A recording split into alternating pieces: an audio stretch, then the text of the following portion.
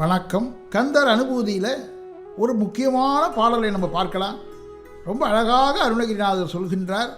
ஆடும் பரிவேல் அணி சேவல் என பாடும் பணியே பணியாய் அருள்வாய், தேடும் கஜமாமுகனை செருவில் சாடும் தனி யானை சகோதரனே. ஆடும் பரி, ஆளுகின்ற மயில், வேல் அணி சேவல், அற்புதமான சேவல், அழகான மயில். இப்போ வேல் என்பதற்கு அடைமொழி சொல்லவில்லை. என்ன காரணம்? அடைமொழி இல்லாமலே சிறக்கக்கூடியது தான் வேல். ஆடும் பரி என்றார், அணி சேவல் என்றார், வேல் என்று அப்படியே சாதாரணமாக சொல்லிவிட்டார்.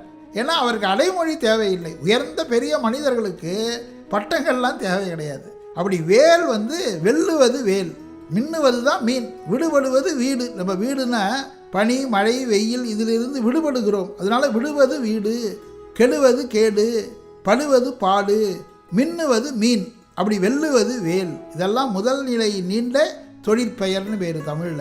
அப்படி வேல், அந்த வேலுக்கு அடைமொழியே தேவையில்லை. அந்த ஆடும் பரி வேல் அணி சேவல், சேவலையும் மயிலையும் வேலையும் வைத்து நான் பாடுகின்ற பணியையே எனக்கு நீ பணியாக அருள வேண்டும். ஒருத்தர்கிட்ட போய் ஒருத்தர் கேட்டார், உங்கள் வேலை என்ன அப்படின்னார். அவர் என்ன பதில் சொன்னார் தெரியுமா?